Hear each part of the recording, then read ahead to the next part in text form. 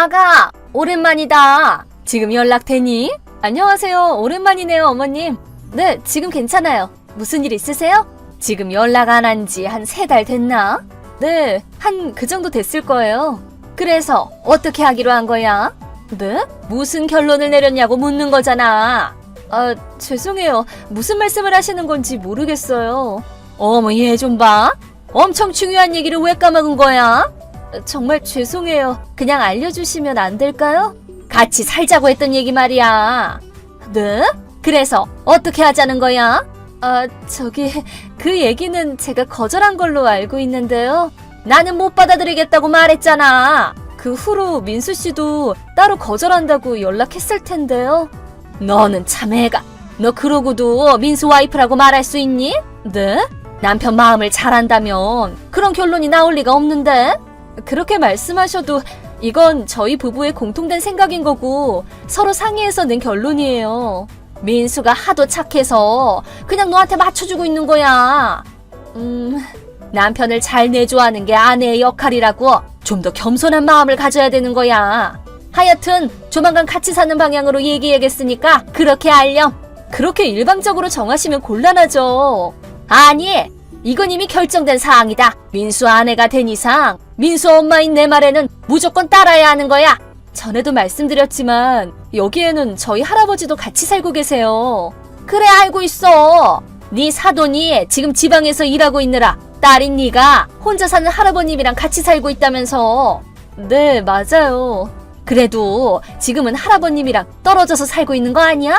기본적으로는 그렇긴 하지만 식사도 같이 하고 거의 붙어 살기 때문에 사실상 같이 산다고 봐야 돼요. 여기에 어머니까지 오신다고 하면 쉽게 말해서 친척이라고는 해도 거의 남이랑 다를 것 없는 네 할아버님이랑 나를 같이 살게 하기 싫단 소리지? 근데 나는 그런 거 상관없다. 아무리 내가 남편이랑 갈라서고 혼자 사는 몸이라고 해도 네 할아버님이랑 어떻게 될 일은 없단다. 아니, 그런 뜻이 아니고요. 얘가 진짜 열받게 하네. 네가 뭐라고 하든 같이 사는 건 이미 결정된 일이야. 아니, 이 집은 네 사정이 어떻든 그건 알 바 아니야.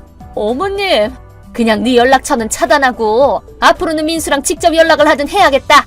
아니, 어머님, 그럼 이만 하자꾸나. 여보, 일하는 중에 미안해. 지금 연락 돼? 지금 쉬는 중이라 괜찮아. 왜 그래? 방금 전에 어머님한테 연락이 왔는데. 뭐? 엄마한테? 같이 살겠다고 하신 거 아직 포기 안 하셨나봐. 진짜로? 분명 할아버님이랑 같이 산다고 말했는데.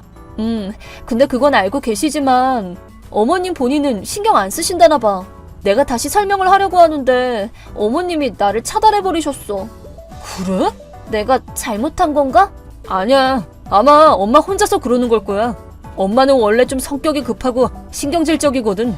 자기 멋대로인 면도 있고 사고방식도 완전 오래된 사람이거든. 우리 같은 세대랑은 잘 안 맞는 성격이긴 해.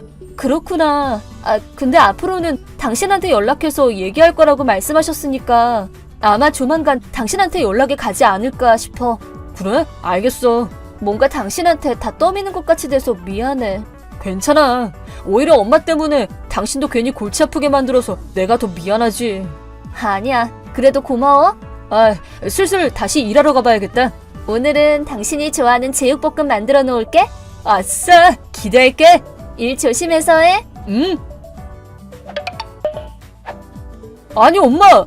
이 짐 다 뭐야? 아들! 짐 도착했니? 도착이고 나발이고 착불로 이렇게 큰 박스를 10개나 보내다니 대체 무슨 생각으로 이런 거야? 짐 받아놨니? 일단 받기는 했지. 저렇게 큰 짐들을 수치 거부하면 배달 기사분한테 미안하니까 군대 보낼 거면 사전에 연락이라도 하던가. 착불로 지금 10만 원이 넘게 들어갔어. 내가 지금 수중에 돈이 없었으면 어쩌려고 그런 건데. 그래, 미안해. 하여튼 무사히 받았다고 하니 다행이네. 다행은 무슨. 지금 현관이랑 복도가 다 짐으로 가득 차서 어떻게 하지도 못하고 있어. 그래서 이게 다 뭔데? 뭐긴 이삿짐들이지 뭐겠어? 뭐? 이사라니 설마. 엄마도 같이 살려고 그러는 거야. 나도 저녁에 거기로 갈 거니까 그렇게 알아. 아니, 나나 지훈이나 그렇게 하자고 한 적 없잖아. 근데 그 전에 나한테 연락이라도 할 줄 알았더니만 그래, 짐이 도착하면 내 방을 어디로 할지 얘기 좀 해보려고 했지. 근데 아들이 먼저 연락해주니까 좋네. 아니 무슨 일처리 순서가 왜 그래? 아니 뭐 어차피 우리 아들은 엄마랑 같이 살고 싶은 거잖아. 그게 무슨 소리야. 난 매번 지연이랑 같은 생각이라고 말했잖아. 엄마랑 같이 살 생각 없다고 몇 번을 말했어. 민수야, 그럴 필요 없어. 뭐? 엄마랑 둘이서만 대화할 때는 그냥 솔직해도 돼. 그건 또 무슨 소리야. 그냥 말해도 된다니까. 사실은 엄마랑 같이 살고 싶은 거잖아. 아니 진짜로 뭔 소리냐니까. 소름 돋네 진짜. 지연이 눈치 볼 필요 없다는 거야. 눈치? 지연이가 걔네 할아버지랑 같이 사느라 너도 눈치 보고 살고 있다는 건 알겠는데 남편이 아내보다 더 우위에 있다는 건 당연한 일이란다. 집도 네 명의인데 내가 네 집에서 눈치 볼 필요는 하나도 없다고. 뭐? 오히려 너네 집에 지연이랑 걔네 할아버지를 살게 해주고 있으니까 원래라면 그쪽이 눈치를 봐야 하는 입장인 거야. 아니 엄마. 왜? 엄마 설마 이 집 명의가 나인 걸로 알고 있어? 응? 그래 맞잖아. 우리 아들 참 대단해. 결혼한 지 1년 만에 그렇게 큰 집을 얻다니 말이야. 엄마가 참 자랑스러워. 아니라니까? 뭐가? 이 집은 지연이 친정이야. 뭐? 근데 집이 엄청 새 집이던데? 새 집으로 보였던 건 나랑 지연이가 결혼하기 조금 전에 대대적으로 리모델링 했기 때문이야. 리모델링? 그리고 그 리모델링 비용은 장인 장모님이랑 할아버님이 내신 거야. 아니 무슨. 그리고 명의는 이 집의 진짜 주인인 지연이의 할아버님이라고. 뭐? 아니 내가 전에도 분명히 말했잖아. 지연이도 한번 말했을 텐데. 그랬었나? 내가 기억하는 것만 해도 한 서너 번은 되는구만 뭘. 엄마가 집 얘기가 나올 때마다 우리 아들 대단하네 하는 소리만 하길래 그때마다 여기는 지연이 할아버님 댁이라고 얘기했었다고. 즉 지금은 내가 지연이네 친정에 얹혀 살고 있는 꼴인 거야. 아니 잠깐만, 그럼 왜 집주인인 할아버지는 떨어져 사는 거니? 이런 경우에는 할아버지가 그 집에서 살고 계셔야 되는 거 아니니? 리모델링 할 때 할아버님이 부진에 본인 전용으로 마당 딸린 별채가 필요하다는 말씀을 하셨대. 편의상 떨어져 산다고는 말하고 있지만 엄밀히 따지면 할아버님 전용 성 같은 느낌이라고 해야 맞을 거야. 아니 그게 네 집이 아니었다니. 하여튼 그런 줄 알고 오늘 받아둔 엄마 짐은 다시 보낸다. 아니 그럼 같이 사는 건? 처음부터 안 된다고 했잖아. 근데 애초에 엄마 내가 대릴 사회인 입장인 걸 알고 있어? 뭐? 봐, 또 까먹고 있었나 보네. 왜 그렇게 사람이 말을 하면 듣지도 않고 한 귀로 흘려보내기만 하고 혼자 착각에만 빠져 사는 거야. 내가 그럴 줄 알았어. 아니 네가 대릴 사위로 들어갔다니? 이렇게 한 것도 다 엄마가 가장 큰 원인이야. 뭐? 내가? 엄마가 아빠랑 이혼했을 때 혼자 사는 건 불안하다면서 같이 사는 걸 흔쾌히 받아들여준 매형을 두고 누나만 편애하고 그랬잖아. 아니 그것 때문에 누나가 폭발해서 엄마도 다시 쫓겨났던 거 아니야. 아니 민수야 그걸 보고 나서 나는 절대 엄마랑 같이 살 생각 없다고 결혼할 때 분명 얘기했잖아. 그리고 지연이가 외동딸이기도 하고 나는 뼈대 있는 집안이다 보니까 내가 들어가 살 거라고 말했어. 그래서 지금 이렇게 같이 살고 있는 거잖아. 아니 뭐라고? 진짜 사람이 말을 하면 좀 알아들으라고. 아빠랑 이혼한 원인도 그거였는데 왜 이렇게 학습 능력이 없어 사람이?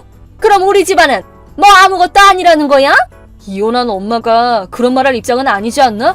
아니 그래도 우리 집이 뭐 뼈대 있는 집안은 아니라고 해도 대를 잇긴 해야 될 거 아니야. 뭐 나밖에 없는 것도 아니잖아. 무슨 말이야?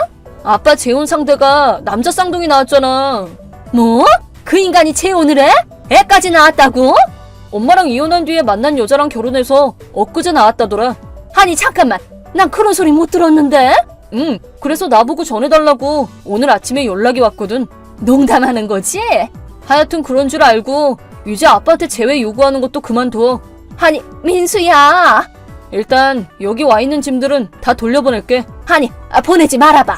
왜? 같이 못 산다는 건 알았잖아 이제. 그게 아니라 엄마 사는 집 이제 계약 해지해서 이번 달 말에 나가야 돼. 네, 그럴 줄 알았다. 그럼 같이 살아도 되는 거니? 곧 외삼촌이 거기로 갈 거야. 뭐? 외삼촌이라니? 갑자기 왜? 엄마 데려가 준다고 하니까 거기서 기다려. 안 돼, 잠깐만. 나 오빠랑 사이 안 좋단 말이야. 그래도 살 곳이라도 생기는 게 어디야? 그럼 잘 지내. 잠깐만, 민수야! 그 카톡을 끝으로 외삼촌이 엄마 집에 도착했다고 합니다. 참고로 엄마 짐은 외삼촌네로 보냈습니다. 물론 착불로 말이죠. 그리고 엄마가 그런 행동을 일으킨 이유는 아무래도 성격이 그런 탓에 알바도 오래 못하고 금전적으로 힘들었기 때문인 듯합니다. 하여튼 지금 엄마는 외삼촌네 집에서 살고 있습니다. 또 자기가 먹을 건 알아서 하라고 해서 새로 알바도 시작했다고 하는데 상사가 매우 엄격한 사람이라고 가끔 징징거리는 카톡을 제게 보내곤 합니다. 다만 외삼촌이 엄마의 정신교육을 위해 답장은 하지 말아달라고 하니 사실 지연이가 지금 임신을 했는데 외삼촌의 허락이 없는 이상 엄마가 손주를 안아볼 날은 아직 한참 먼 것 같습니다. 안녕하세요, 구독자 여러분. 구독과 좋아요는 채널 운영에 큰 힘이 됩니다. 안녕하세요. 세상을 살아가다 보면 다양한 사람들을 만나게 될 때가 있지만 각자가 성격이 너무 다르다는 것을 느끼게 될 때가 많은데요. 그런 사람들과 대화를 하거나 같이 무언가 활동을 할 때는 성격을 잘 맞춰주고 배려해주는 편인 저와 아들이었는데요. 그런데 몇 년 전 아들과 결혼한 저희 며느리는 이런 배려 자체가 불가능할 정도로 심각한 인성을 갖고 있는 사람이었습니다. 저와 아들을 터무니없는 거짓말로 기만하는 것은 물론 배려하는 것을 감사히 여기지 않는 모습을 보였던 며느리. 그 며느리의 인생을 박살내준 사연에 대해서 이야기를 해볼까 해요.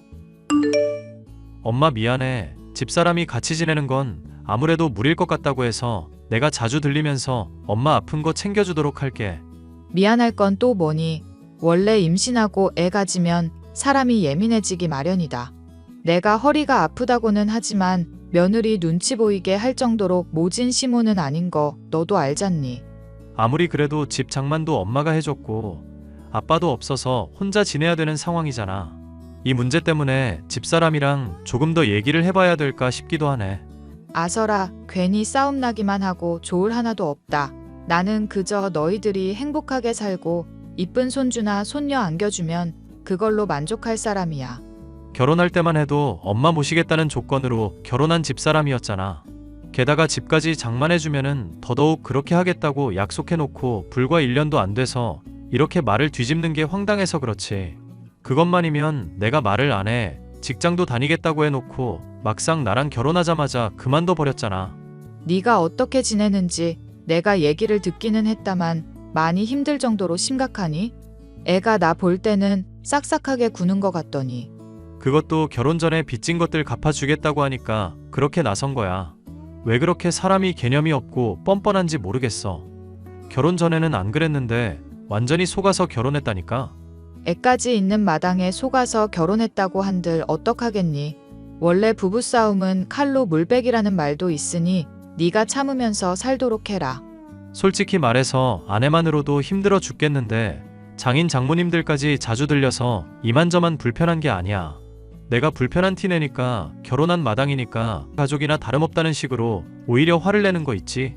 그렇게 따지면 나랑 엄마는 본인한테 중요한 사람이 아닌가? 솔직히 집사람은 내로남불이 너무 심한 것 같아. 네가 많이 힘들겠구나. 앞으로 어미가 또 스트레스 주는 일 있으면 엄마한테 얘기하거라. 같은 여자로서 얘기해 볼 것이 있을 테니까 이 엄마가 나서도록 하마.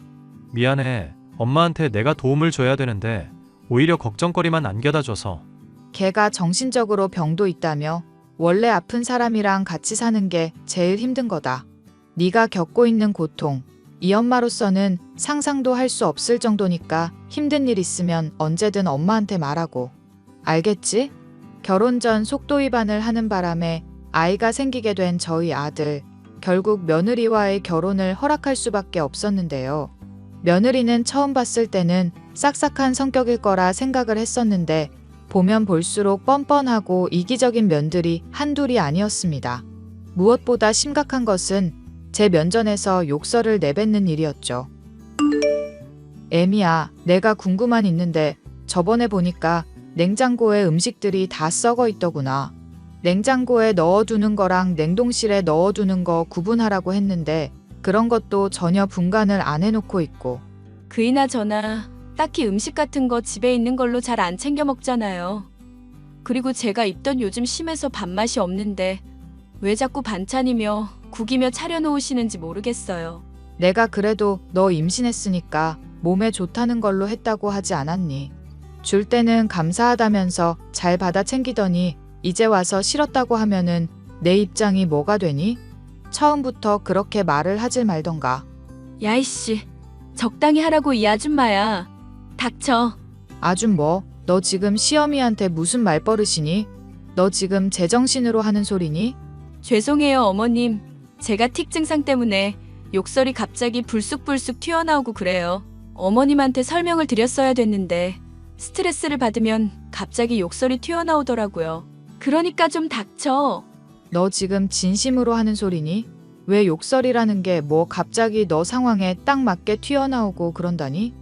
우리 애도 그거 알고 있었고? 저도 최근에 임신해서 알게 된 건데 어릴 적부터 틱 증상이라는 게 있었거든요. 그런데 요즘 스트레스 받아야 되니까 다시 생긴 것 같아요. 이 미친 아줌마야. 일단 지금 무슨 얘기 하는지는 잘 알겠다.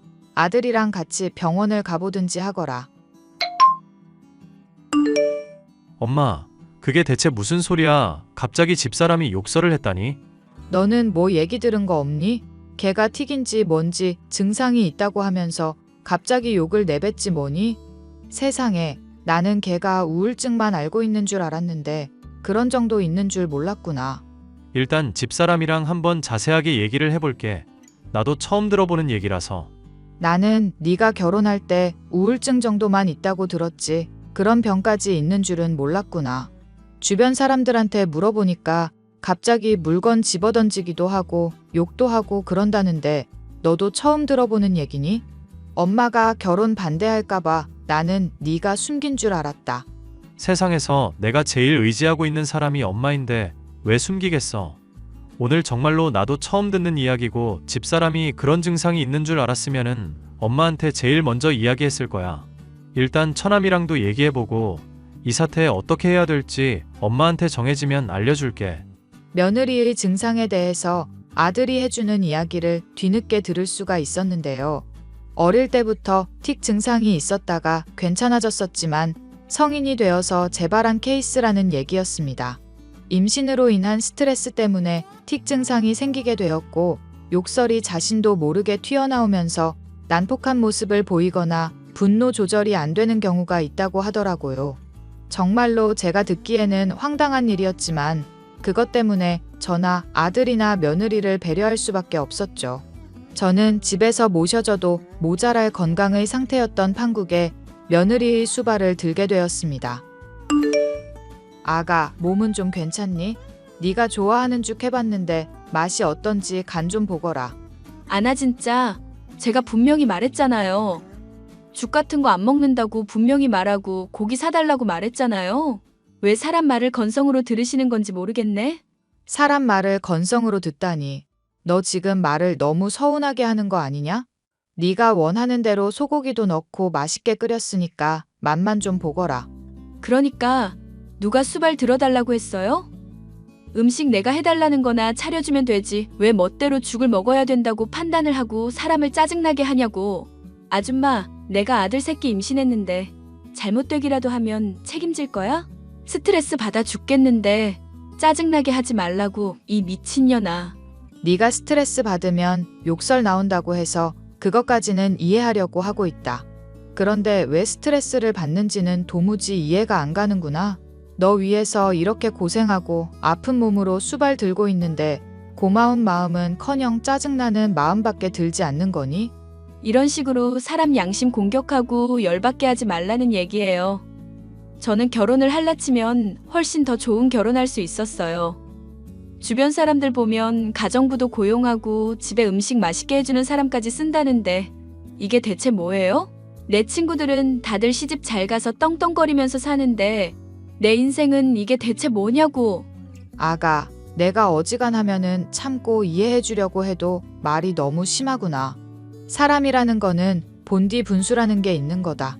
그 분수에 맞게 살지 못하면은 결국 인생이 나락에 떨어질 수밖에 없는 거고. 그래서?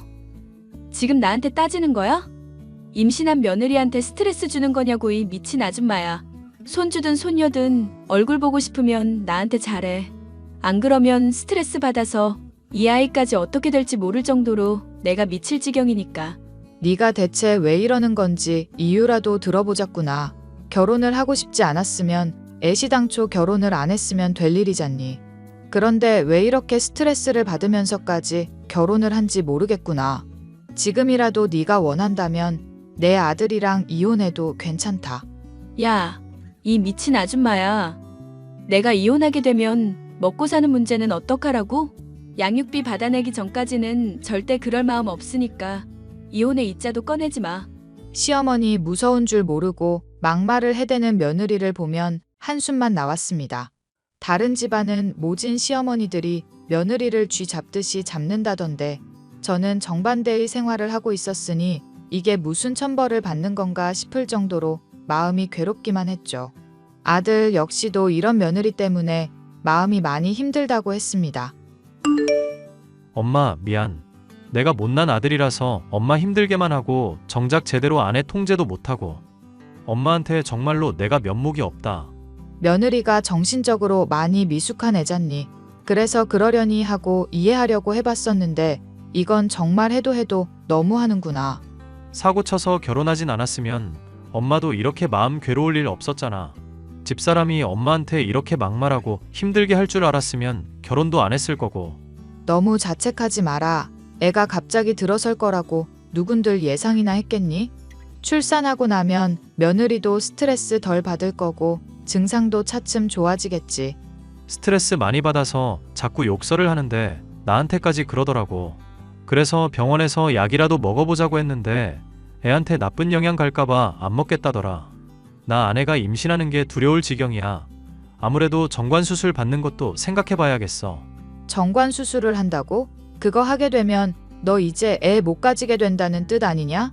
집사람 생각해서라도 그게 맞는 것 같아. 임신 한 번 했는데 이렇게까지 스트레스 받아 하는 거 보면 다음에 또 임신하게 되면 정말로 엄마한테도 못할 짓이고 집사람도 힘들 것 같아서. 걔는 뭐가 그렇게 힘든지 모르겠구나. 너랑 결혼하기 전만 해도 직장 생활 하느라 스트레스 많이 받고 괴로웠다며. 그런데 이제 집에서 편하게 놀고 쉬면서 친구들도 만나고 쏘다니고 있잖니. 맞아. 클럽 죽순이라서 여기저기 쏟아내고 놀러 다니는 건 참 좋아하는 사람이야.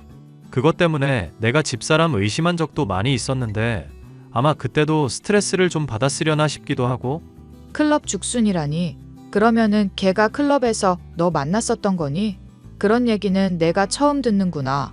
굳이 안 해도 될 이야기라서 안 했던 거고 집사람 만난 건 클럽에서 만난 건 아니야. 그런데 클럽 죽순이 기질이 어디 가진 않는 건지 최근에도 클럽 가고 싶다고 나한테 떼쓰더라고. 임산부가 무슨 소리 하냐면서 미친 거 아니냐고 했다가 크게 싸웠던 일도 있었어. 아니 걔는 정말 무슨 소리를 하는지 모르겠구나. 시어머니인 나한테나 남편인 너한테 욕하는 것쯤이야 틱 증상이니까 그렇다고 치자.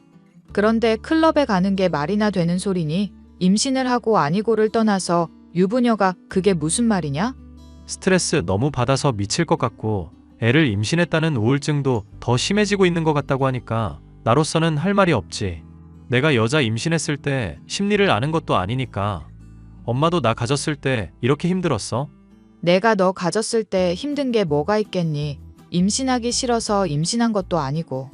너 낳을 날 기다리면서 얼마나 기대를 했는지 모른다. 지금도 너는 이 세상에서 내가 가장 잘한 일 중에 하나라고 생각하고 있고. 그런 이야기를 들으니까 민망하다.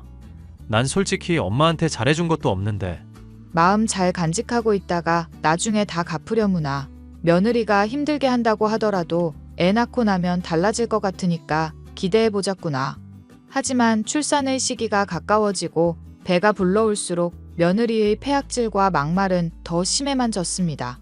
저는 며느리가 나갔다. 올 때마다 더 스트레스를 받아 하는 모습을 볼 수 있었고 그것 때문에 며느리의 뒤를 몰래 밟아봐야겠다는 생각을 하게 되었죠. 사람들과 어떻게 어울리기에 이렇게까지 스트레스를 받나 싶었거든요. 근데 며느리는 놀랍게도 클럽을 점전하고 있었습니다. 더욱 이상한 것은 클럽에 입장하는 곳에서 그치지 않고 금방 들어갔다. 나왔다면서 여러 클럽을 번갈아 다니고 있더라고요. 춤을 추는 것도 아니었고 사람들과 노는 것도 아니었으며 오히려 두리번거리며 누군가를 찾는 듯한 기색이라는 게 정말 이상한 일이었죠. 아들, 내가 너한테 한 가지 이상한 일이 있는 걸 얘기해야 되겠구나. 무슨 얘긴데 그래? 나도 사실 할 얘기 있는데 엄마 얘기부터 일단 들어보자. 며느리 말이다. 최근 집 밖에 나갔다 오는 일만 있으면 애가 욕설도 더 심해지고 막 나가는 것 같아서 따라다녀 봤다. 그런데 놀랍게도 클럽을 쏘다니는 게 아니겠니? 클럽에? 집사람 미친 거 아니야? 그것만이면 차라리 스트레스 풀려고 하는구나 생각하고 나도 별 생각은 없었을 것 같구나. 그런데 이상한 게 클럽에서 춤을 추고 즐기는 게 아니라 사람을 찾는 듯한 기색이었어. 마치 자기한테 죄 지은 사람 찾아내서 어떻게 하려는 것처럼 눈빛에 살기도 등등하고 말이다. 그러네. 엄마 이야기 들으니까 이제야 퍼즐이 풀리는 기분이다. 그게 지금 무슨 소리니? 퍼즐이 풀리다니? 엄마한테 이런 이야기를 하게 될 줄은 몰랐는데 내가 최근에 정관 수술 받으려고 했었다고 했잖아. 그런데 의사한테 검사 받아보니까 내가 일반 사람보다 한참 미달이더라고. 한참 미달이라니? 너 지금 무슨 소리를 하는 거냐? 정관 수술할 필요도 없을 정도로 정자가 현저히 부족한 무정자증이래. 그래서 임신 가능성 자체가 거의 없다고 그러더라. 그러면은 며느리가 너랑 사고쳐서 임신하게 됐다는 건 또 무슨 소리니? 아니, 이야기를 알아듣게 좀 해보거라. 난 도통 이게 무슨 소린지 이해가 안 가서 그런다. 엄마가 똑바로 이해한 거 맞아. 무정자증이라서 집사람이랑 나랑 사고 쳤다고 해도 애를 가질 확률 자체가 없었던 거였어. 집사람은 분명 다른 남자랑 바람이 났던지 다른 남자애를 가진 걸 거야. 그리고 그거를 내 애였던 것처럼 속이고 결혼했던 거겠지. 모르고 결혼했던, 속이고 결혼했던, 확실하진 않지만 일단 내 아이가 아닌 것만은 100%야. 아이고, 찬우야, 이게 대체 무슨 일이니? 네가 어쩌다가 이런 일을 다 겪는 거니? 남의 아이를 그러면 이제까지 우리 애인 것처럼 알고 애지중지해 왔다는 거니? 맞아. 정말 기가 막힌 일이야. 만약 엄마가 집사람 걱정해서 몰래 따라다니지 않았거나 내가 집사람 생각해서 정관수술 받으려고 안 했었더라면은 평생 모르고 살았을지도 모르지. 이게 무슨 황당한 일이 다 있니? 그러면은 걔가 틱 증상이 있다는 거, 그거는 정말로 있는 이야기니? 그렇잖아도 내가 장인이랑 장모한테 몰래 떠보듯이 확인해 본 적이 있었거든. 그것도 다 거짓말이더라. 어릴 때 틱 증상이 있었다가 지금 재발했다고 나랑 엄마한테 말했었잖아. 그런데 장인어른이랑 같이 술 마시면서 슬쩍슬쩍 물어봤는데 그런 적은 없다고 하시더라고. 그러면은 지금 틱 증상이 갑자기 생겼거나 틱 증상이 생긴 척 한다는 건데 대체 걔는 왜 그런다니? 거기까지는 나도 짐작만 할 뿐이지만 틱 증상 핑계대고 우리한테 화풀이 하는 건 아닌가 싶어. 그렇게 화풀이하고 짜증내면서 밖으로 쏟아낼 핑계가 있어야 진짜 애 아빠 찾을 수도 있을 테니까. 아들이 모든 진실을 이야기해 줬었지만 도무지 믿기 어려운 일들 뿐이었는데요. 며느리가 저와 아들을 감쪽같이 속이고 있다는 것도 황당한 일이었고 욕설을 일부러 하면서 밖에 나갈 빌미를 만들었다는 것도 정말 황당한 이야기였죠. 얼마나 사람을 우습게 봐야 시어머니에게 미친년이라고 욕까지 해가면서 밖에 나갈 구실을 만들어내나 싶기도 했습니다. 아들과 저는 이런 며느리를 도저히 용납할 수 없었고 본인의 잘못을 후회하게 만들어주겠다고 다짐했죠. 아들, 아무리 생각해도 며느리가 출산할 때까지는 이 문제 따지고 들지 않는 게 좋겠다. 따지고 들지 않는다면 계속 참겠다는 얘기야? 집사람 출산까지 아직 2개월 정도나 남아있는데 그때까지 엄마가 이 문제 어떻게 감당하려고.